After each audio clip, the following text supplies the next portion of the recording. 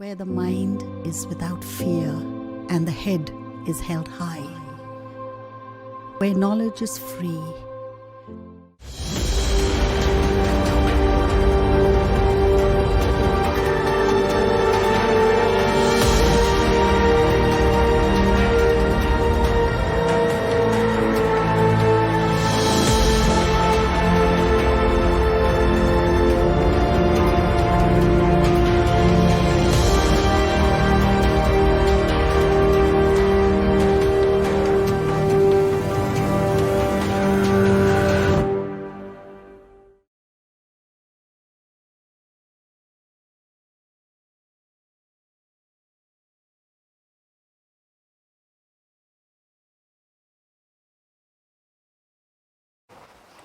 প্রিয় ছাত্রছাত্রীরা, আশা করি তোমরা প্রত্যেকে ভালো আছো, সুস্থ আছো। ভার্চুয়াল ক্লাসরুমে তোমাদের পুনরায় স্বাগত জানাই। আমি শুভ্রবিতান সাহা, মালদা জেলা স্কুলের পদার্থবিদ্যার শিক্ষক। বর্তমানে এই দুঃসময়ে তোমাদের যে স্বাভাবিক পঠন পাঠন পদ্ধতি, অর্থাৎ ক্লাসরুমে গিয়ে যে টিচিং লার্নিং প্রসেস, সেটা পুরোপুরি বন্ধ। এবং এই নিউ নর্মাল পরিস্থিতিতে অনলাইন পঠন পাঠনই তোমাদের একমাত্র ভরসা। মালদা জেলা প্রশাসন ও মালদা জেলা শিক্ষা দপ্তরের যৌথ উদ্যোগে আয়োজিত এই অনলাইন টেলিক্লাসে আজ আমি তোমাদের সামনে উপস্থিত হয়েছি একাদশ শ্রেণীর ক্লাসরুমে। তোমরা জানো যে আমি ইউনিট 6 মহাকর্ষ অধ্যায় পড়াচ্ছিলাম। এর আগের দিন আমরা মহাকর্ষীয় ক্ষেত্র প্রাবল্য ও মহাকর্ষীয় বিভব ইত্যাদি বিষয়গুলো আমরা আলোচনা করেছি। আজকে আমাদের যে মূল আলোচ্য বিষয়, সেইটা হচ্ছে অভিকর্ষ কী, অভিকর্ষজ ত্বরণ কী, এবং অভিকর্ষজ ত্বরণ কী কী কারণে পরিবর্তন হয়। মেনলি আজকে আমরা এই তিনটে বিষয় আলোচনা করব, এবং পরবর্তীকালে যদি সময় থাকে তাহলে আমরা Kepler's lodge of planetary motion এই বিষয়টা নিয়ে আলোচনা করব। তো চলো শুরু করা যাক। আজকে আমরা পড়ব অভিকর্ষ, গ্র্যাভিটি।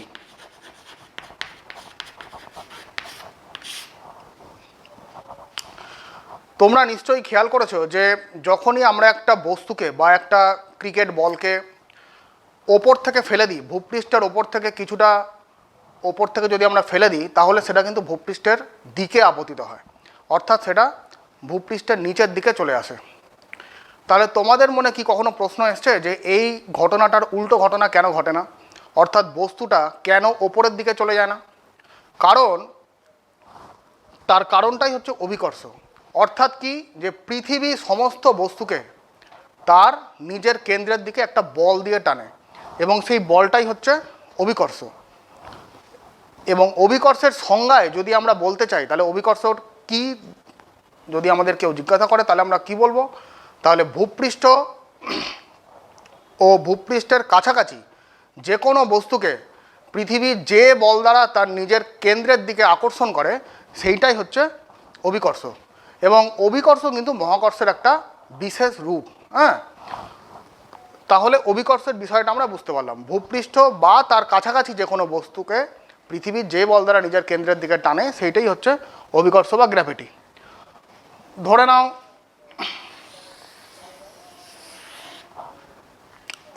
নাও পৃথিবী, এইটা তার সেন্টার ও পৃথিবীর ভর ক্যাপিটাল এম, এবং পৃথিবীকে যদি একটা সমতত্ব গোলক যদি ধরা হয়, তাহলে আমরা এটা ধরতে পারি যে পৃথিবীর সমস্ত ভর তার কেন্দ্রে সঞ্চিত আছে বা ভর কেন্দ্রে সঞ্চিত আছে। পৃথিবীর ব্যাসার্ধকে আমরা সবসময় বড় হাতের আর দিয়ে ডিনোট করি। তাহলে এইবার ধরে নাও এইখানে একটা বস্তু রাখা আছে, এম ভরের বস্তু, পৃথিবীর কেন্দ্র থেকে আর দূরত্বে রাখা আছে। পৃথিবীর কেন্দ্র থেকে একটা এম ভরের বস্তুকে আর দূরত্বে রাখা আছে। তাহলে এই বস্তুটাকে পৃথিবী কত বল দ্বারা নিজের কেন্দ্রের দিকে আকর্ষণ করবে, সেইটা আমরা গতদিন পড়েছিলাম। সেটা এফ ইজ ইকুয়াল টু সর্বজনীন মহাকর্ষীয় ধ্রুবক ইন্টু পৃথিবীর ভর ইন্টু এই বস্তুটির ভর ডিভাইডেড বাই তাদের ডিস্টেন্সের স্কোয়ার, তাদের যে মধ্যবর্তী দূরত্ব পৃথিবীর কেন্দ্র থেকে ওই বস্তু, তাদের স্কোয়ার। এইবার নিউটনের সেকেন্ড লয়ে তোমরা কি পড়েছো? নিউটনের সেকেন্ড লয়ে তোমরা জানো যে যখনই এম ভরের একটা বস্তুকে পৃথিবী এফ পরিমাণ বল দ্বারা নিজের কেন্দ্রের দিকে টানে, তখন কিন্তু তার মধ্যে যে ত্বরণটা তৈরি হয় সেই ত্বরণটা হচ্ছে এ। তাহলে আমরা নিউটনের সেকেন্ড ল সূত্র অনুসারে কি লিখতে পারি? F equal to M A. নিউটনের দ্বিতীয় সূত্রের গাণিতিক রূপ F equal to M A. কিন্তু এইখানে যে ত্বরণটা তৈরি হয়েছে সেই ত্বরণটাকে কিন্তু আমরা এ বলবো না, একে আমরা জি বলবো। কেন? অভিকর্ষের ফলে এই ত্বরণটা তৈরি হয়েছে।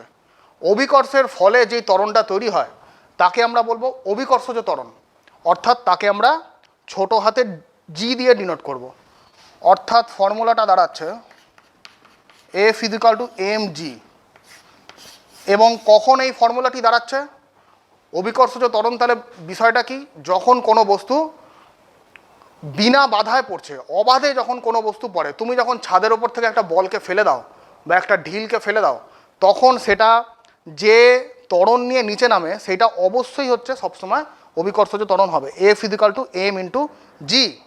তাহলে তোমাকে যদি বলে যে অভিকর্ষজ ত্বরণ কাকে বলবো আমরা? অভিকর্ষজ ত্বরণ বলবো মুক্তভাবে পতনশীল কোনো বস্তুর অভিকর্ষের প্রভাবে সময়ের সাপেক্ষে বেগ বৃদ্ধির যে নির্দিষ্ট হার তাকেই কিন্তু আমরা বলবো অভিকর্ষজ ত্বরণ। আমি আরেকবার বলে দিচ্ছি, মুক্তভাবে পতনশীল কোনো বস্তুর অভিকর্ষের প্রভাবে সময়ের সাপেক্ষে বেগ বৃদ্ধির যে হার তাকেই কিন্তু আমরা বলবো অভিকর্ষজ ত্বরণ, যাকে আমরা ছোটো হাতের জি দিয়ে ডিনোট করতে পারি। তাহলে বুঝতেই পারছো এই দুটো বল সমান, এটাও এফ এটাও এফ, অতএব আমরা এই দুটো বলকে সমান করতে পারি। M G equal to G M M by R square, উভয় পক্ষ থেকে এমকে এলিমিনেট করে পাই G equal to G M by R square.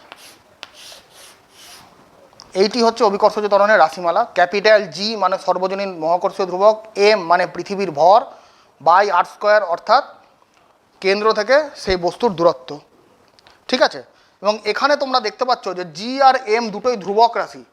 G R M যেহেতু দুটোই ধ্রুবক রাশি, তাহলে আমরা এইটা বলতে পারি না যে G proportional to 1/r square, sorry, G proportional to 1/r square. যেহেতু জি আর এম উভয়ই ধ্রুবক, তাহলে আমরা কি বলতে পারি? তাহলে আমরা এইখান থেকে বলতে পারি যে ভূপৃষ্ঠের কাছাকাছি কোনো বস্তুকে, ভূপৃষ্ঠের কাছাকাছি কোনো বস্তুর অভিকর্ষজ ত্বরণের মানটা কত হবে? সেইটা হবে কেন্দ্র থেকে সেই বস্তুর যে দূরত্ব তার বর্গের সঙ্গে ব্যস্তানুপাতিক। হ্যাঁ, এইটাই দাঁড়ালো যে অভিকর্ষজ ত্বরণের মান, ভূপৃষ্ঠের কাছাকাছি কোনো জায়গায় অভিকর্ষজ ত্বরণের মান পৃথিবীর কেন্দ্র থেকে সেই বস্তুর যে দূরত্ব তার বর্গের সঙ্গে ব্যস্তানুপাতিক। ঠিক আছে? এবং অদ্ভুত রকমভাবে দেখো এইখানে কিন্তু কোনো ছোট হাতের এম নেই। এই যে রাশিমালা সেখানে কিন্তু এইটা কিন্তু বস্তুর যে ভর সেইটা নিরপেক্ষ একটা রাশি। Capital G equal to small G equal to capital G M by R square, এখানে কিন্তু ছোট হাতের এমটা নেই। অর্থাৎ অভিকর্ষজ ত্বরণের মান সেটা কিন্তু বস্তুর ভরের ওপর নির্ভর করে না। অর্থাৎ কি না, ভারী বস্তু বা হালকা বস্তু যাই বলো না কেন, প্রত্যেকটি বস্তুর অভিকর্ষজ ত্বরণের মান সেম। সেটা কত? সেটা হচ্ছে জি। এইটা বস্তুর ভর নিরপেক্ষ। ঠিক আছে? আচ্ছা, এইবার ধরে নাও যে বস্তুটি অত উঁচুতে নেই, এইখানে আছে, ঠিক সারফেসে আছে। ভূপৃষ্ঠ মানে এখানে এটা ভূপৃষ্ঠ, এটা সারফেস, এটা পৃথিবীর কেন্দ্র থেকে ভূপৃষ্ঠের দূরত্ব, সেটাই হচ্ছে পৃথিবীর ব্যাসার্ধ, আর এইটুকু। তাহলে ভূপৃষ্ঠের ঠিক ওপরে বস্তুর ত্বরণ কত হবে? অভিকর্ষজ ত্বরণ ভূপৃষ্ঠের ঠিক ওপরে R equal to capital R, অর্থাৎ G equal to capital G M by ব্যাসার্ধের স্কোয়ার, পৃথিবীর ব্যাসার্ধের স্কোয়ার। সারফেসের ওপরে কোনো জায়গায় অভিকর্ষজ ত্বরণের মান G equal to capital G M by R square. ঠিক আছে, আশা করি তাহলে তোমরা এই জায়গাটুকু বুঝতে পেরেছো।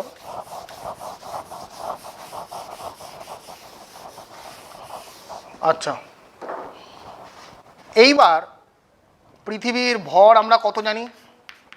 পৃথিবীর ভর, পৃথিবী একটা সুষম গোলক, এবং সুষম গোলকের আয়তন কত হয় তোমরা ক্লাস 10-এ পড়েছ, 4/3 পাই আর কিউব গুণ রো। রোটা হচ্ছে পৃথিবীর ঘনত্ব, ভর মানে কি আয়তন গুণ ঘনত্ব, তাহলে এটা পৃথিবীর আয়তন গুণ রো মানে পৃথিবীর ঘনত্ব। তাহলে সেই মানটাই যদি আমি ওখানে বসিয়ে দিই, জিটা তাহলে কত দাঁড়াবে?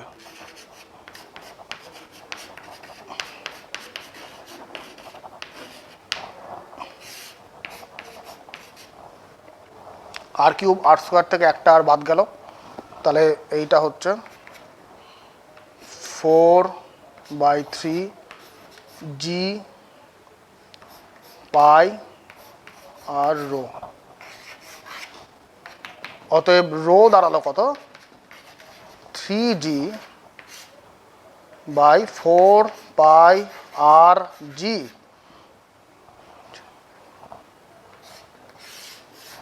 পৃথিবীর ঘনত্বের একটা আমরা রাশিমালা পেয়ে গেলাম, সেটা হচ্ছে 3g/4 পাই আর জি।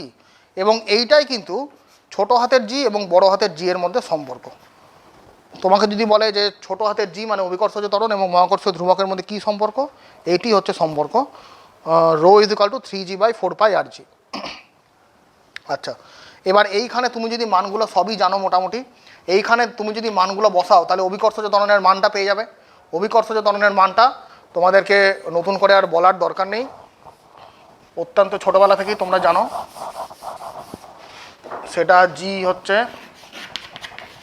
980.6 সেন্টিমিটার পার সেকেন্ড স্কোয়ার সিজিএসে, এসআইতে 9.8 মিটার পার সেকেন্ড স্কোয়ার, এবং এফপিএসে এটা সিজিএস এসআই এফপিএসে 32.2 ফুট পার সেকেন্ড স্কোয়ার। এই মানগুলোই তুমি পেয়ে যাবে ওই জি এর জায়গায়। তুমি যদি এই মানগুলো বসাও, অভিকর্ষজ মহাকর্ষীয় ধ্রুবকের মান তোমরা জানো, এম মানে পৃথিবীর ভর এবং আর মানে পৃথিবীর ব্যাসার্ধ, যেটা হচ্ছে 6400 কিলোমিটার। সেই জায়গাগুলো তোমরা যদি বসাও তাহলে কিন্তু জি এর মান তোমরা সেইগুলো পেয়ে যাবে। ঠিক আছে? আচ্ছা,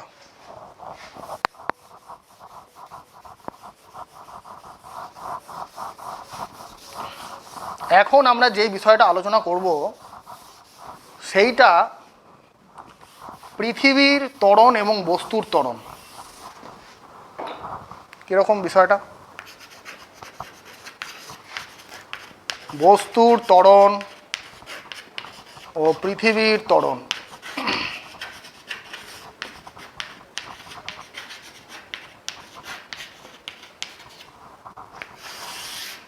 ধরা যাক এইটা একটা পৃথিবী, এইটা তার সেন্টার। পৃথিবীর ভরকে অলওয়েজ আমরা ক্যাপিটাল এম দিয়ে ডিনোট করি, পৃথিবীর ব্যাসার্ধ হয় ক্যাপিটাল আর, এবং এইখানে ধরো একটা এম ভরের বস্তু রাখা আছে, সেন্টার থেকে ওই বস্তুর দূরত্ব ধরে নাও আর। এইবার কি হবে? এইবার এক্ষুনি বললাম যে পৃথিবী তাহলে ওই ভরের বস্তুটাকে যে পরিমাণ বল দ্বারা আকর্ষণ করে সেটা কত? gmm/r²। এবং এইখানে পৃথিবী এই বস্তুটার ওপর একটা বল প্রয়োগ করছে, অভিকর্ষ বল এফ নিচের দিকে প্রয়োগ করছে, যার ফলে বস্তুটা নিচের দিকে গতিশীল হচ্ছে। একই পরিমাণ বল তো বস্তুটাও পৃথিবীর ওপর কাজ করছে, কারণ নিউটনের তৃতীয় সূত্র, প্রত্যেকটি ক্রিয়ারই একটি সমান ও বিপরীত প্রতিক্রিয়া আছে। বস্তুটাকে যে বল দ্বারা পৃথিবী নিজের কেন্দ্রের দিকে টানছে, পৃথিবীও কিন্তু সেম বল দ্বারা বস্তুটার দিকে আকর্ষিত হচ্ছে, অর্থাৎ এফ এম পরিমাণ ভরকে পৃথিবী যে বল দ্বারা টানছে এফ, হ্যাঁ, বস্তুটিও কিন্তু পৃথিবীকে একই এফ পরিমাণ বল দ্বারা টানছে। তাহলে তোমাদের মনে কখনো প্রশ্ন এসছে কি যে কেন পৃথিবীটা বস্তুর দিকে সরে যাবে না? বস্তুটা কেন সবসময় পৃথিবীতে এসে পড়ে? কেন পড়ে? তাহলে আমরা দুটোর ত্বরণটা তুলনা করব, তাহলেই আমরা পেয়ে যাব।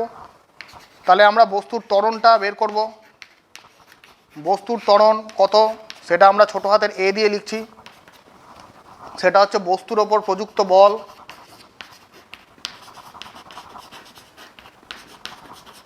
বস্তুর ওপর প্রযুক্ত বল ডিভাইডেড বাই বস্তুর ভর ইজ ইকুয়াল টু বস্তুর ওপর প্রযুক্ত বল F ডিভাইডেড বাই বস্তুর ভর M। ঠিক আছে, এবার আমরা পৃথিবীর ত্বরণটা বের করি। পৃথিবীর ত্বরণ তাকে আমরা ক্যাপিটাল A দিয়ে লিখছি। একই রকমভাবে পৃথিবীর উপর প্রযুক্ত বল বাই ভর, পৃথিবীর উপর প্রযুক্ত বল ডিভাইডেড বাই পৃথিবীর ভর ক্যাপিটাল M। তাহলে এই দুটো যদি আমরা তুলনা করি, অনুপাত যদি করে দিই, তাহলে কি হবে? A by capital A is equal to কি দাঁড়াবে?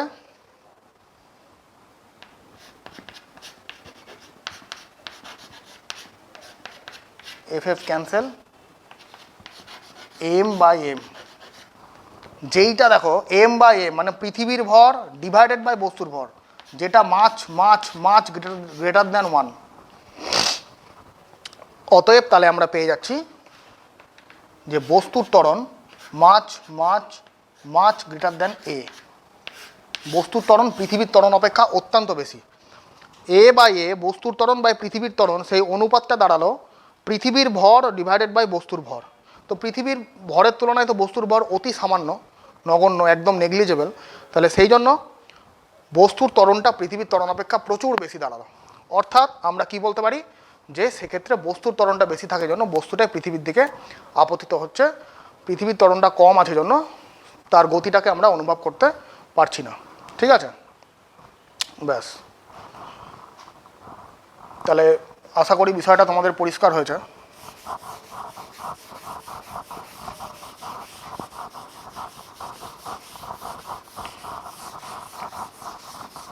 আচ্ছা, এইবার আমরা আমাদের যেটা আলোচ্য বিষয় হবে এইবার, সেইটা হলো, তোমরা দেখো এতদিন জেনে এসছো তোমরা অভিকর্ষজ ত্বরণের যে মান সেটা জানো ধ্রুবক। এতদিন তোমরা জেনে এসছো যে তার একটা মান আছে, তার একটা ফিক্সড মান আছে, যেটা এসআইতে 9.8 মিটার পার সেকেন্ড স্কোয়ারই বলো বা সিজিএসে 980 সেন্টিমিটার পার সেকেন্ড স্কোয়ারই বলো। কিন্তু তোমরা এখন দেখতে পাবে যে অভিকর্ষজ ত্বরণের মানটাও কিন্তু ধ্রুবক নয়, এবং সেটাও কোনো বিশেষ কারণে কিন্তু পরিবর্তন হয়। মেনলি যে চারটে কারণ আছে, মেনলি চারটে কারণের জন্য অভিকর্ষজ ত্বরণের মানটা পরিবর্তন হয়। খুবই ইম্পর্ট্যান্ট বিষয়গুলো একটু ভালো করে বুঝবে, কারণ এটা কিন্তু পরীক্ষার জন্য প্রচণ্ড ইম্পর্ট্যান্ট, বারবার একাধিকবার পরীক্ষায় দিয়ে দেয়। তো অভিকর্ষজ ত্বরণের পরিবর্তন, অভিকর্ষজ ত্বরণের পরিবর্তন মেনলি চারটে কারণে হয়। প্রথম কারণ, ভূপৃষ্ঠের উপগোলাকার আকৃতি, উপগোলকাকার আকৃতি। 2 নম্বর, বিভিন্ন উচ্চতায় জি এর মান বিভিন্ন হয়, জি এর মান বিভিন্ন।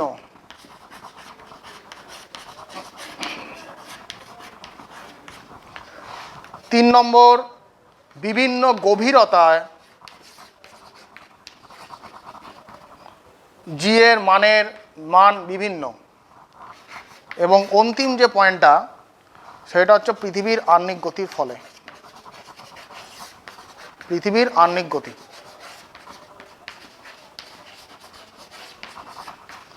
তো মেনলি এই চারটে কারণ, যে চারটে কারণের জন্য অভিকর্ষজ ত্বরণের মানের পরিবর্তন হয়। তো এইগুলো আমরা এখন পয়েন্ট ওয়াইজ এক এক করে আলোচনা করব। ঠিক আছে, তাহলে আমরা যেটা আলোচনা করব সবার আগে ভূপৃষ্ঠের উপগোলাকার আকৃতির জন্য অভিকর্ষজ ত্বরণের কি পরিবর্তন হয়। তাহলে বাকিগুলো আমি মিটিয়ে দিই। এখন দেখো ভূপৃষ্ঠের উপগোলাকার আকৃতি, পৃথিবীর শেপটা অনেকটা এরকম, ঠিক আছে, অনেকটা এরকম। এবং এই অঞ্চলটাকে বলছে নিরক্ষীয় অঞ্চল।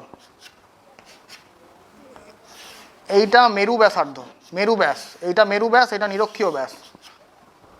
এবং বুঝতেই পারছো যে পৃথিবীর নিরক্ষীয় অঞ্চলটা কিছুটা স্ফীত, মেরু অঞ্চলটা কিছুটা চাপা।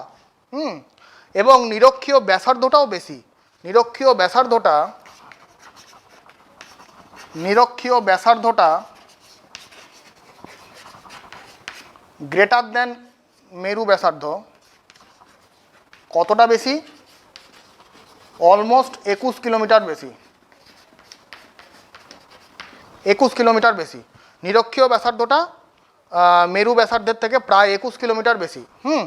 তাহলে এক্ষুনি তোমাদেরকে বলা হলো যে জি ইজুকাল টু GM/r²। তাহলে এইখান থেকে তোমরা ভালোই বুঝতে পারছো যে যেইখানে ব্যাসার্ধের মান কম সেইখানে অভিকর্ষজ ত্বরণের মানটা বেশি। অর্থাৎ নিরক্ষীয় ব্যাসার্ধ কম, নিরক্ষীয় ব্যাসার্ধ যেহেতু বেশি তাই জন্য নিরক্ষীয় অঞ্চলে জি এর মানটা তুলনায় কম। মেরু অঞ্চলের ব্যাসার্ধ যেহেতু কম, মেরু অঞ্চলের ব্যাসার্ধ কম থাকার জন্য মেরু অঞ্চলে জি এর মানটা বেশি। অর্থাৎ ভূপৃষ্ঠের উপগোলাকার আকৃতির জন্য জি এর মানের কিন্তু পরিবর্তন লক্ষ্য করা যায়। আচ্ছা, এটা প্রথম পয়েন্ট চলে গেল। এরপরে নেক্সট পয়েন্ট হচ্ছে বিভিন্ন উচ্চতায় জি এর মানের পরিবর্তন।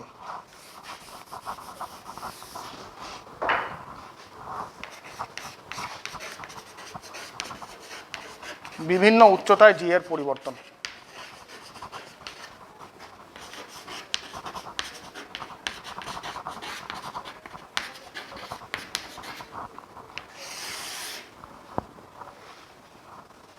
ধরো এটা পৃথিবী, এইটা তার সেন্টার।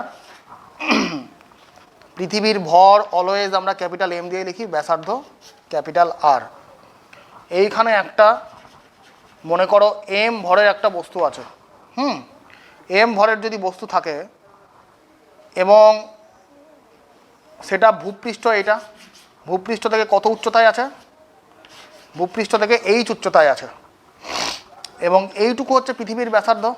ভূপৃষ্ঠের থেকে কেন্দ্র এইটুকু হচ্ছে ব্যাসার্ধ, এটা হচ্ছে আর। তাহলে আমরা একটা জিনিস বলতে পারি না যে কেন্দ্র থেকে ওই বস্তুর দূরত্ব কত হলো? কেন্দ্র থেকে ওই বস্তুর দূরত্ব হলো r+h।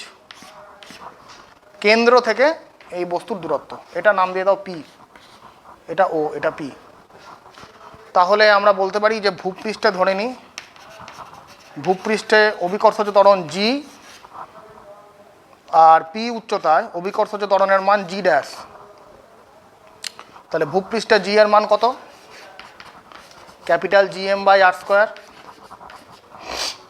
এবং পি উচ্চতা সেখানে কত? জি ড্যাশ GM/r+h তার হোল স্কোয়ার। এখানে আর এর জায়গায় r+h, পি উচ্চতা আছে তার ডিস্টেন্স কেন্দ্র থেকে r+h, তাই জন্য এই দুটো যদি আমি অনুপাত বের করি তাহলে কত হচ্ছে? G'/g equal to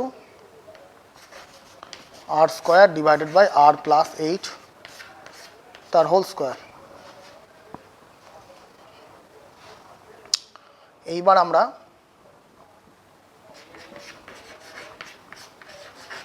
r² common নেব, নিচে কি পড়ে থাকবে? 1+h/r তার হোল স্কোয়ার। ঠিক আছে, ওপর নিচে r² গেল। এইবার আমরা যদি এটাকে ওপরে তুলি তাহলে কি হবে?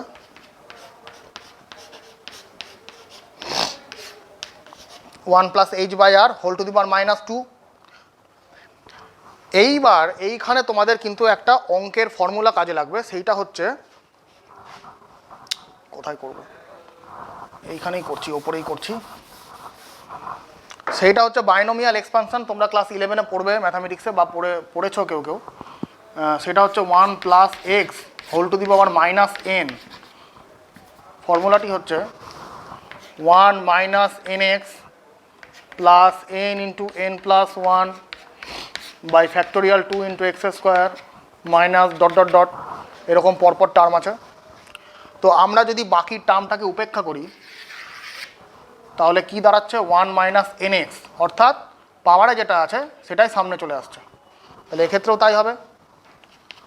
1 মাইনাস পাওয়ারে -2 আছে, সেটা যদি সামনে চলে আসে -2h/r বাকি টার্মগুলো যদি আমি নেগলেক্ট করি তাহলে এটাই দাঁড়াচ্ছে, অর্থাৎ জি ড্যাশের মান কত পেলাম, জি ড্যাশের মান পেলাম G into 1 minus 2h by R. এইটা দেখো অভিকর্ষজ ত্বরণের রাশিমালা পেয়ে গেলাম, G dash is equal to G into 1 minus 2h by R. এটা কোথায় পেলাম অভিকর্ষজ ত্বরণের মান, এইটা পেলাম ভূপৃষ্ঠ থেকে এইচ উচ্চতায় অর্থাৎ পি পয়েন্টে অভিকর্ষজ ত্বরণের মান G dash is equal to G into 1 minus 2h by R. এখানে খেয়াল করলে বুঝতে পারবে, দেখো উচ্চতায় কিন্তু এইচ উচ্চতায় ওপরে উঠলে কিন্তু জি এর মানটা কমে যাচ্ছে, সামনে মাইনাস চিহ্ন আছে, জি এর মানটা কমে যাচ্ছে, অর্থাৎ আমরা এটা বুঝতে পারলাম যে ভূপৃষ্ঠ থেকে যত ওপরে যাওয়া যায় তত কিন্তু জি এর মানটা কমতে থাকে।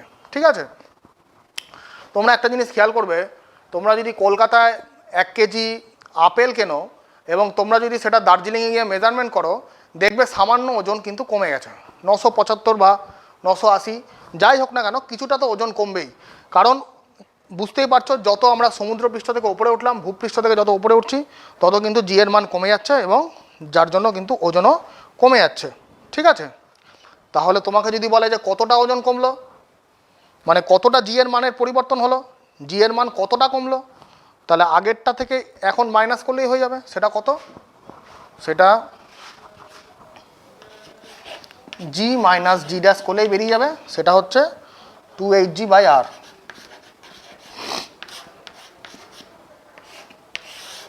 এতটা কমলো, এতটা হ্রাস পেল 2hg বাই আর।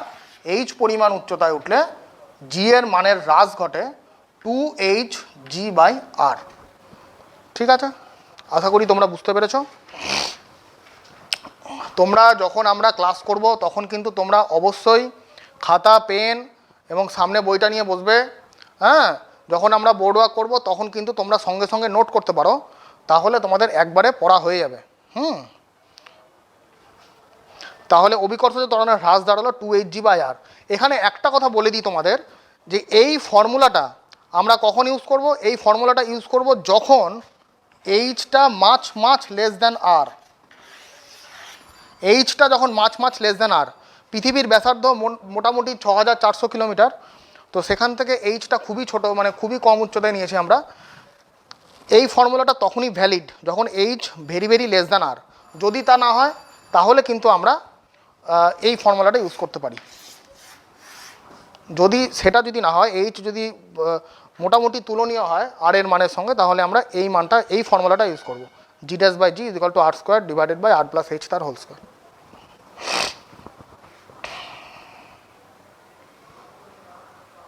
আচ্ছা, আশা করি তোমরা বুঝতে পেরেছো, এটা আর অসুবিধা থাকার কথা না। আমরা এবার করব বিভিন্ন গভীরতায় জি এর মানের পরিবর্তন।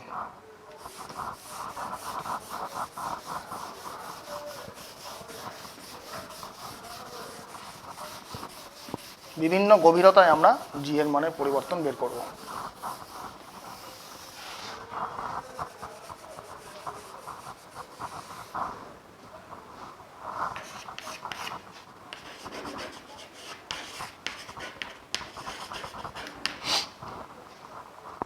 বিভিন্ন গভীরতায় জি এর মানের পরিবর্তন। ধরা যাক এইটা পৃথিবী,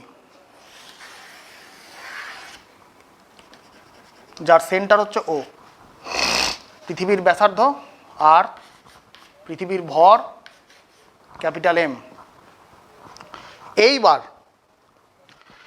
এইবার গভীরতায় বলেছে, তার মানে এটা ভূপৃষ্ঠ থেকে গভীরে যেতে হবে, আমাদের একটা বস্তুকে প্লেস করতে হবে। ধরা যাক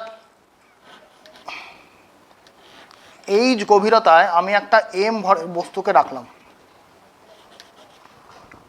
এইচ গভীরতায় এইখানে আমি একটা এম ভরের বস্তুকে রেখেছি, সেখানে আমাকে মেজারমেন্ট করতে হবে যে কত জি এর মান পরিবর্তন হচ্ছে। তাহলে আমরা কি করব, আমরা এই যে ব্যাসার্ধের একটা কল্পিত গোলক কল্পনা করলাম, একটা গোলক কল্পনা করলাম, যার ব্যাসার্ধ কত হবে তোমরা বলে দাও। এইটা যদি আর হয়, তার মধ্যে এইটুকু এইচ,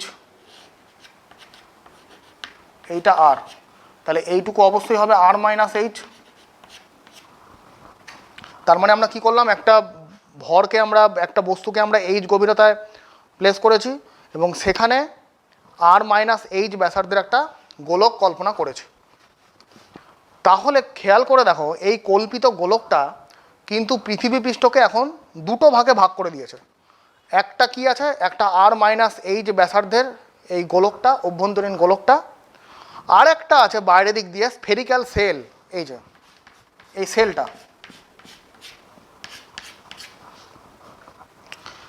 এমত অবস্থায় প্রমাণ করা যায় যে এম ভরের বস্তুটা আকর্ষণ বল অনুভব করবে শুধুমাত্র এই কল্পিত গোলকের জন্য, কিন্তু স্ফেরিক্যাল সেলের জন্য তার কোনো আকর্ষণ বল অনুভব করে না। কেন? কারণ তোমরা একটা জিনিস জেনে রাখবে যে যখনই একটা বস্তুকে আমি একটা গোলকের বাইরে রাখবো, যার বাইরে রাখবো, যে গোলকের বাইরে রাখবো তার জন্য আকর্ষণ বল অনুভব করবে, কিন্তু যার ভেতরে থাকবে তার জন্য কিন্তু কোনো আকর্ষণ বল অনুভব করে না।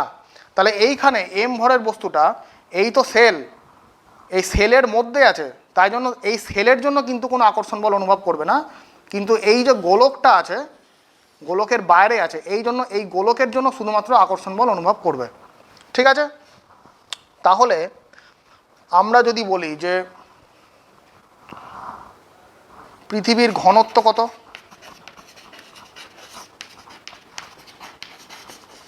পৃথিবীর ঘনত্ব রো, সেটা কত হয়? রো মানে তোমরা কি জানো? পৃথিবীর ভর বাই পৃথিবীর আয়তন। পৃথিবীর আয়তন, পৃথিবী একটা সুষম গোলক, তার আয়তন 4/3 পাই আর কিউব হবে। তাহলে এইটা হবে 3m by 4 pi R cube, পৃথিবীর ঘনত্ব। অভ্যন্তরীণ গোলকটা, এই যে এইটা, এর ভরটা আমরা এবার হিসেব করব। অভ্যন্তরীণ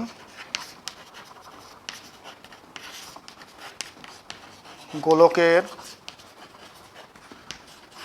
ভর এম ড্যাশ, অভ্যন্তরীণ গোলকের ভরটাকে আমরা এম ড্যাশ নাম দিয়েছি। সেটা কত? তার ভর মানে কি? আয়তন গুণ ঘনত্ব। তাহলে এর আয়তনটা কত হবে? 4/3, এটাও একটা গোলক, মানে 4/3 পাই, এটার ব্যাসার্ধ হচ্ছে আর মাইনাস এইচ, তাহলে আর মাইনাস এইচ তার হোল কিউব হবে, ইন্টু আয়তন গুণ ঘনত্ব। ঘনত্ব এইটা আগের লাইনে আমরা বের করে রেখেছি, 4 পাই আর কিউব। আচ্ছা, এখান থেকে কি কি ক্যান্সেল হলো? 4 পাই ক্যান্সেল, 3 ক্যান্সেল, থাকলো হচ্ছে এম আর মাইনাস এইচ তার whole cube by R cube. ঠিক আছে? অভ্যন্তরীণ গোলকের ভর আমরা পেয়ে গেলাম। অভ্যন্তরীণ গোলকের ভর আমরা কেন চাইলাম? তার কারণ এই অভ্যন্তরীণ গোলকটা এই বস্তুটাকে কত পরিমাণ বল দ্বারা আকর্ষণ করছে সেইটা আমরা বার করব। এফ ড্যাশ, এফ ড্যাশ মানে কি? এই গোলকটা এবং এই ভরের মধ্যে আকর্ষণ বল, সেটা কত? আকর্ষণ বলের ফর্মুলা তোমরা জানো, G M by R square. তো এম মানে তো এখানে এই অভ্যন্তরীণ গোলকটার ভর, তাই জন্যই আমরা এটা বের করে রেখেছি আগে, ওই মানটা বসিয়ে দিচ্ছি আমরা, into G M into M by R square. R মানে কি? আর স্কোয়ার মানে কি? এদের মধ্যবর্তী দূরত্ব, ওই বস্তুটা এর পৃথিবীর কেন্দ্রের মধ্যে, আর মাইনাস এইচ তার হোল স্কোয়ার হবে। তাহলে এখান থেকে কাটাকুটি করে কি দাঁড়াবে? G M R minus H by R cube. দেখো, আর কিউবটাকে আমি একটু ভেঙে লিখছি। আর কিউবটা আছে, আর কিউবটাকে আমি এখানে আর স্কোয়ার ইন্টু এখানে আর লিখছি। তাহলে অভিকর্ষজ ত্বরণের মানটা কত হবে? এই পয়েন্টে, এই পয়েন্টে মানে যেখানে বস্তুটা আছে সেই পয়েন্টে, পি পয়েন্টে অভিকর্ষজ ত্বরণ কত হবে? জি ড্যাশ ইকুয়াল টু বল বাই ভর, তাদের মধ্যে যে আকর্ষণ বল, ডিভাইডেড বাই বস্তুর ভর এম, তাহলে সেটা কত হবে GM by R square into এটা যদি কাটাকুটি করি তাহলে 1 মাইনাস এইচ বাই আর। ঠিক আছে, জিএম বাই আর স্কোয়ার আমরা আগেই জানি জি, তাহলে দাঁড়িয়ে গেল জি into 1 minus H by R. এইটা আমরা গভীরতা ফর্মুলাটা পেয়ে গেলাম। এইগুলো কিন্তু প্রত্যেকটা গাণিতিক ফর্মুলা, এইগুলো আমাদের খুবই কাজে লাগবে। অর্থাৎ এইচ গভীরতায় আমরা কিন্তু অভিকর্ষজ ত্বরণের মানটা পেয়ে গেলাম। এইচ গভীরতায় অভিকর্ষজ ত্বরণের মান, এইচ গভীরতায় মানে ভূপৃষ্ঠ থেকে এইচ গভীরতায় এইখানে অভিকর্ষজ ত্বরণের মানটা দাঁড়ালো G dash is equal to G into 1 minus H by R. এই ফর্মুলাটা থেকে আমরা কিন্তু ভালোই বুঝতে পারি যে গভীরতা বাড়লেও কিন্তু জি এর মানটা কমে যাচ্ছে, সামনে একটা মাইনাস চিহ্ন আছে। অর্থাৎ কি, যে ভূপৃষ্ঠ থেকে আমরা যত নিচে নামবো বা যত গভীরে যাব তত কিন্তু জি এর মানটা কমতে আছে। ঠিক আছে, এবং কমতে কমতে পৃথিবীর কেন্দ্রে যদি চলে যায়, এইখানে চলে যায়, এইখানে কত হবে, এইখানে পৃথিবীর সেন্টারে ও, তাহলে এখানে এইচ ইকুয়াল টু আর হয়ে যাবে। এইচ ইকুয়াল টু যদি আর বসিয়ে দিই এই ফর্মুলাটা, দেখো আর বাই আর, তাহলে 1, তাহলে কেটে গেল, অতএব জি ড্যাশ ইকুয়াল টু 0। অতএব আমরা বলতে পারি পৃথিবীর সেন্টারে অভিকর্ষজ ত্বরণের মান 0। এবং কতটা কমে, অভিকর্ষজ ত্বরণের মানটা কতটা কমছে সেটাও আমরা এখন একটু বার করি। যে যদি বলে যে এইচ উচ্চতায় কতটা কমছে, এইচ গভীরতায় কতটা কমছে, সেটা জি মাইনাস জি ড্যাশ করে দেবো, সেটা কত হবে জিএইচ বাই আর।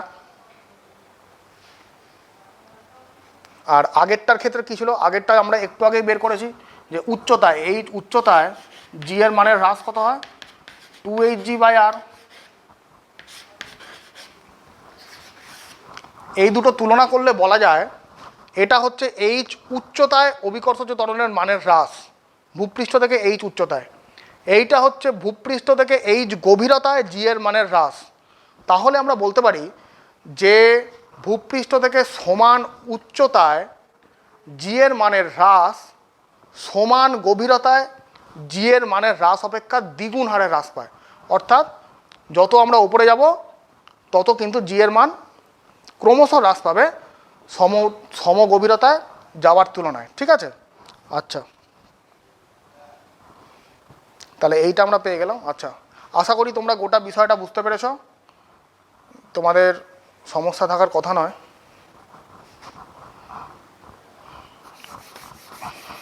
আমরা অভিকর্ষজ ত্বরণের পরিবর্তন পড়ছি, তার 3টে কারণ আমাদের পড়া হয়ে গেছে। পৃথিবীর উপকূলাকার আকৃতির জন্য উচ্চতা বাড়ার সঙ্গে সঙ্গে অভিকর্ষজ ত্বরণের কী পরিবর্তন হয় এবং গভীরতার সঙ্গে কী পরিবর্তন হয়। আচ্ছা, একটা জিনিস খেয়াল করো,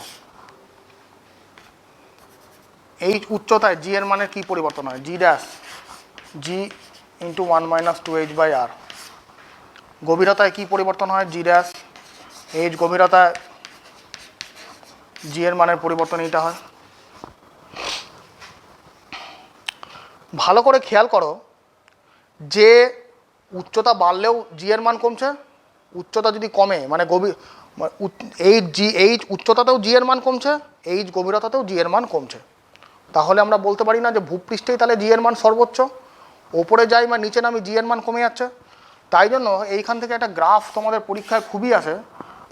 এইখানে আমরা অভিকর্ষজ ত্বরণকে করছি, প্লট করছি ওয়াই অক্ষ বরাবর, আর এইটা হচ্ছে ও পৃথিবীর কেন্দ্র থেকে দূরত্ব।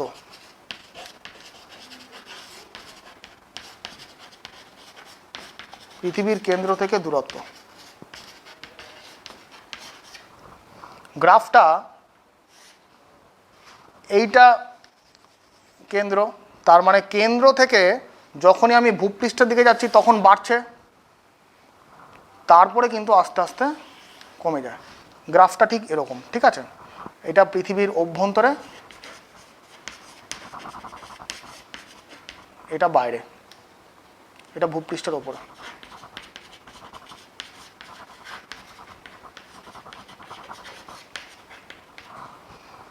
এইটা কিন্তু ভূপৃষ্ঠ। তার মানে একটা জিনিস খেয়াল করো, যখনই আমরা কেন্দ্র থেকে যত ভূপৃষ্ঠের দিকে যাচ্ছি তত কিন্তু জি এর মান বাড়ছে। ভূপৃষ্ঠে জি এর মান সর্বোচ্চ। এবং যখন আবার ভূপৃষ্ঠ থেকে উপরে উঠছি তখন জি এর মান ক্রমশ হ্রাস পাচ্ছে।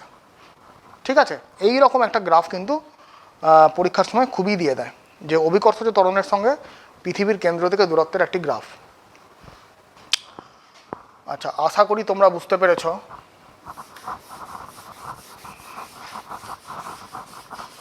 বাড়িতে পাঠ্যপুস্তকটি যদি খুঁটিয়ে পড়ো তাহলে কিন্তু তোমাদের কোনো সমস্যা থাকার কথা নয়। এইবার আমরা অন্তিম কারণটা চলে আসব। অন্তিম কারণ, সেই অন্তিম কারণটা হচ্ছে অভিকর্ষজ ত্বরণের পরিবর্তন আহ্নিক গতির জন্য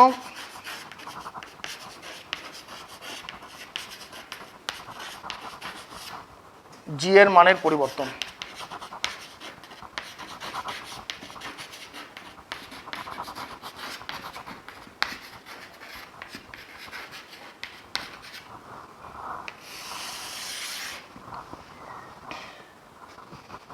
আচ্ছা, আহ্নিক গতির জন্য পৃথিবী কিন্তু 24 ঘন্টায় নিজের অক্ষের চারিদিকে একবার পাক খায়, এবং পাক খাওয়ার জন্য পৃথিবীর যে অক্ষ আছে, আমি ছবিটা আঁকি তাহলে তোমাদের বুঝতে সুবিধা হবে। এইটা পৃথিবী, এইটা তার দুটো মেরু, এটা অক্ষ, এটা ঘূর্ণাক্ষ এনএস। এই ঘূর্ণাক্ষকে কেন্দ্র করে পৃথিবী কিন্তু ওমেগা কৌণিক বেগে ক্রমশ পাক খাচ্ছে। তাহলে কি হলো, যে আহ্নিক গতির জন্য পৃথিবী 24 ঘন্টায় একবার নিজের অক্ষের চারিদিকে পাক খায়, এবং এই আহ্নিক গতির জন্য এন আর এস, এন পয়েন্ট আর এস পয়েন্ট, এন পয়েন্ট আর এস পয়েন্ট, এই দুই মেরুতে অবস্থিত কোনো বস্তু ছাড়া বাকি প্রত্যেকটা বস্তু কিন্তু এই ঘূর্ণাক্ষের চারিদিকে ক্রমশ ঘুরে যাচ্ছে। একমাত্র উত্তর মেরু আর দক্ষিণ মেরুতে যে সমস্ত বস্তুরা আছে তারা বাদ দিয়ে বাকি প্রত্যেকটা বস্তু কিন্তু আহ্নিক গতির জন্য ঘুরে যাচ্ছে, এবং তাদের ঘূর্ণনের কেন্দ্রবিন্দুগুলো এই ঘূর্ণাক্ষের ওপরই কোনো না কোনো স্থানে অবস্থিত। এই ঘূর্ণাক্ষের ওপরই সেই বৃত্তাকার পথগুলোর কেন্দ্রবিন্দুগুলো এর ওপর কোনো না কোনো স্থানে অবস্থিত। তাহলে আমি যদি ভূপৃষ্ঠটাকে মানে নির্দেশতন্ত্র হিসাবে ধরে নিই, তাহলে এটা আমরা বলতে পারি না যে বৃত্তাকার পথে ঘূর্ণনের জন্য যে কোনো বস্তুর একটা অপকেন্দ্র বল কাজ করবে, এবং সেই অপকেন্দ্র বলের একটি উপাংশ ঠিক বস্তুটার পৃথিবীর অভিকর্ষ বলের প্রভাবে যে ওজনটা তার ক্রিয়া করে সেই ওজনের বিপরীত দিকে কাজ করবে। আমি এক্ষুনি ছবিটা আঁকবো, ছবিটা আঁকলেই তোমাদের বিষয়টা অনেকটা পরিষ্কার হয়ে যাবে। ধরে নাও ভূপৃষ্ঠের ওপরে যে কোনো একটা বস্তু আছে, এ পয়েন্টে একটা এম ভরের বস্তু রাখা আছে, যার অক্ষাংশ হচ্ছে থিটা।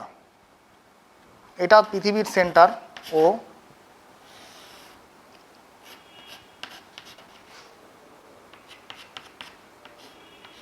এটা থিটা, এবং এই এ পয়েন্টটা বৃত্তাকার পথে যদি এরকম করে ঘোরে, তাহলে ঘূর্ণাক্ষ থেকে তার ডিস্টেন্সটা কত? ঘূর্ণাক্ষ থেকে এই ডিস্টেন্সটা হচ্ছে আর। তাহলে আমি যদি এই বস্তুটার কথা বিবেচনা করি, তাহলে তো এই বস্তুটাও বৃত্তাকার পথে ঘুরছে। বৃত্তাকার পথে ঘুরলে তার একটা অপকেন্দ্র বল কাজ করবে, বৃত্তপথের বাইরের দিকে একটা অপকেন্দ্র বল কাজ করে। তোমরা পড়েছো নিশ্চয়ই বৃত্তীয় গতিতে, বা পড়বে। এইখানে কিন্তু একটা অপকেন্দ্র বল কাজ করছে, সেটার মান হচ্ছে এম ওমেগা স্কোয়ার আর।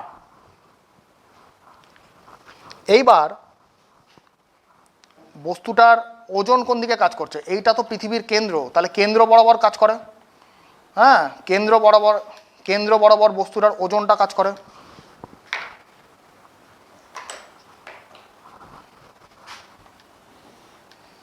এই দিক বরাবর বস্তুর ওজনটা কাজ করছে, এটা হচ্ছে এমজি কাজ করছে।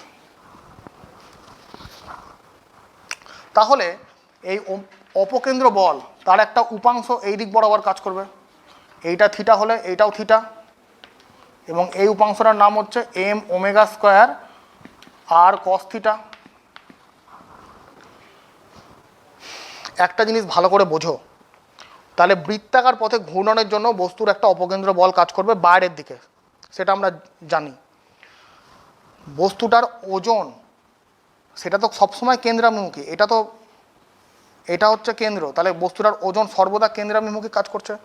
তাহলে অপকেন্দ্র বলের একটা উপাংশ বস্তুর ওজনের ঠিক বিপরীতমুখী কাজ করছে জন্য বস্তুর ওজনের একটা আপাত হ্রাস ঘটবে। একই বস্তুর ওপর যদি দুটো বিপরীতমুখী বল কাজ করে তাহলে তো তার তো আপাত ওজনটা তো কমে যাবে। তো ওজনটার বিপরীতে যদি কোনো বল না থাকতো তাহলে যে ওজনটা হতো, ওজনের বিপরীতে একটা বল থাকার জন্য বস্তুর আপাত ওজন কমে যাবে, সেটি আমাদের বার করতে হবে। তাহলে আমরা লিখে দিই এরকম করে, এ বিন্দুর অক্ষাংশ হচ্ছে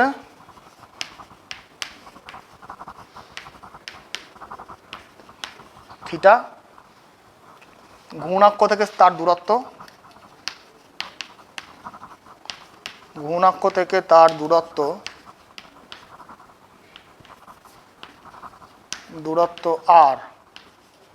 আর সমান সমান কত হবে? দেখো এটা তো পৃথিবীর, আচ্ছা এইটা থিটা হলে এটাও থিটা, এইটা হচ্ছে রেডিয়াস, এটা রেডিয়াস যদি হয় এইটা আর, আমাদের এইটা বের করতে হবে। আচ্ছা তাহলে এটা কত হবে? আর মানে capital R into cos theta, অবশ্যই হবে capital R into cos theta. এ যে বস্তুটা এখানে রাখা আছে তার ভর হচ্ছে এম। তাহলে নিম্নমুখী লব্ধি ওজন, নিম্নমুখী লব্ধি বল, নিম্নমুখী লব্ধি বল সেটা কত হবে? এফ ড্যাশ ইজুকাল টু বস্তুর ওজন মাইনাস এই অপকেন্দ্র বলের উপাংশটা M G minus M omega square R cos theta, M G minus M omega square, এই আর এর জায়গায় এই মানটা যদি পুট করে দিই তাহলে আর কস স্কোয়ার থিটা। এখান থেকে যদি আমরা এম জিটা কমন নিই তাহলে কি পাওয়া যাচ্ছে? 1 minus omega square R by G cos square theta. তাহলে এই পয়েন্টে অভিকর্ষজ ত্বরণটা কত হবে? এই পয়েন্টে জি ড্যাশ ইজিক্যাল টু বস্তুর বল বাই ভর, সেটা কত হবে? এম দিয়ে যদি ভাগ করে দিই G into 1 minus omega square R by G cos square theta. এইটা দাঁড়ালো থিটা অক্ষাংশে অবস্থিত কোনো একটা বস্তুর অভিকর্ষজ ত্বরণের রাশিমালা, সেটা G into 1 minus omega square R by G cos square theta, এই যে থিটা অক্ষাংশ। এবং বুঝতেই পারছো যে থিটার মানটা 0 থেকে 90 যে কোনো জায়গায় যদি ভ্যারি করে তাহলে জি ড্যাশের মান কিন্তু পরিবর্তন হবে, অভিকর্ষজ ত্বরণের মান পরিবর্তন হবে। হ্যাঁ, কত পরিবর্তন হবে সেটা যদি আমরা তোমাকে বলি, কত পরিবর্তন হবে তাহলে মেরু অঞ্চলে তোমরা জানো থিটাটা 90, মেরু অঞ্চলে থিটাটা 90, তাহলে কস 90 এখানে বসিয়ে দিলে কী হবে? 0। কস 90 যদি 0 হয় তাহলে জি ড্যাশ ইকুয়াল টু জি। তাহলে বুঝতেই পারছো যে মেরু অঞ্চলে অভিকর্ষজ ত্বরণের কোনো পরিবর্তন হয় না, তার মানে মেরু অঞ্চলে আহ্নিক গতির কোনো প্রভাব নেই। হ্যাঁ, মেরু অঞ্চলে অবস্থিত কোনো বস্তুর ওপর পৃথিবীর আহ্নিক গতির কিন্তু কোনো প্রভাব নেই, সেখানে জি এর মান অপরিবর্তিত থাকছে। নিরক্ষীয় অঞ্চলে কি হচ্ছে? নিরক্ষীয় অঞ্চলে থিটাটা 0 ডিগ্রি, তো সেখানে কস 0-র ভ্যালু এখানে 1 হবে, তাহলে G dash equal to G into 1 minus omega square R by G. ঠিক আছে, এইটা কিন্তু নিরক্ষীয় অঞ্চলে বুঝতেই পারছো জি এর মানের সর্বাধিক হ্রাস ঘটে, তার মানে মেরু অঞ্চলে জি এর মানের কোনো পরিবর্তন হবেই না এবং নিরক্ষীয় অঞ্চলে জি এর মানের সর্বাধিক প্রভাব লক্ষ্য করা যাবে, অর্থাৎ মানে আহ্নিক গতির সর্বাধিক প্রভাব লক্ষ্য করা যাবে, এবং নিরক্ষীয় অঞ্চলে অভিকর্ষজ ত্বরণের মান প্রচুর কমে যাবে। মেরু অঞ্চলে জি এর মানের কোনো পরিবর্তন হবে না, নিরক্ষীয় অঞ্চলে জি এর মান প্রচুর কমে যাবে। কতটা পরিবর্তন হবে? ওমেগা স্কোয়ার আর, সেটা আমরা জি বাই মাইনাস জি ড্যাশ বের করলেই অভিকর্ষজ ত্বরণের পরিবর্তন কতটা হবে নিরক্ষীয় অঞ্চলে, মানে কতটা অভিকর্ষজ ত্বরণ কমছে সেটা জি মাইনাস জি ড্যাশ করলে আমরা পেয়ে যাব। ঠিক আছে, আমরা এবার একটা নিউমেরিক্যালসে চলে যাব। আজকে আমরা যা পঠন পাঠন করলাম তার উপরে এই নিউমেরিক্যালসটা। ভূপৃষ্ঠ থেকে এইচ উচ্চতায় এবং একই গভীরতায় অভিকর্ষজ ত্বরণ সমান হলে প্রমাণ করো H is equal to √5 - 1 divided by 2 multiplied by R, যেখানে আরটা হচ্ছে পৃথিবীর ব্যাসার্ধ। ঠিক আছে, ভূপৃষ্ঠ থেকে এইচ উচ্চতা এবং একই গভীরতায় অভিকর্ষজ ত্বরণ সমান। আমরা কি এক্ষুনি পড়লাম যে এইচ উচ্চতায় অভিকর্ষজ ত্বরণ কত হয়, সেটাকে আমরা G1 দিয়ে লিখছি। সেটা কত হয়? GM divided by R plus H তার হোল স্কোয়ার। এইটা হবে এইচ উচ্চতায় জি এর মান। একই গভীরতায় মানে এইচ গভীরতায় জি এর মান কী হয় সেটা আমরা এক্ষুনি বললাম, G2।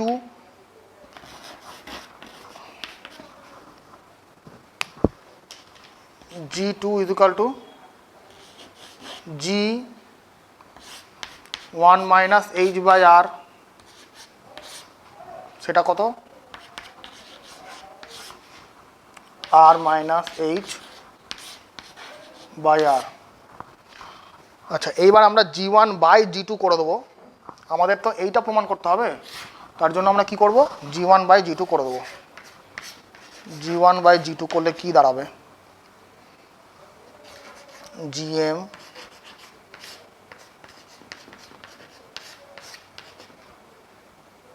Into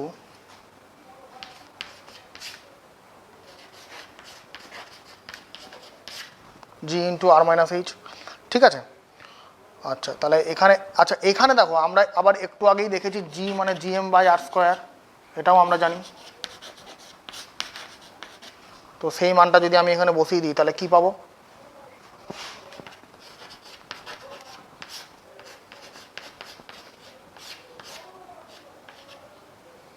GM by R square, তাহলে আর কিউব হয়ে যাবে ওপরে, আর নিচে জিএম থাকবে।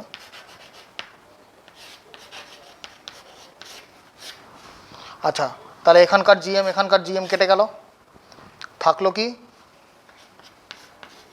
আর cube divided by R plus H তার whole square into R minus H. তাহলে আর প্লাস এইচ তার whole square into R minus H, এটাকে আমি কি লিখতে পারি? এটাকে R plus H into R minus H into R plus H লিখতেই পারি। কেন লিখবো? কারণ এটা A plus B A minus B এর ফর্মুলা হয়ে যাবে। তাহলে R square minus H square into R plus H. আশা করি তোমরা বুঝতে পেরেছ এত দূর। এইগুলো মিটিয়ে দিই।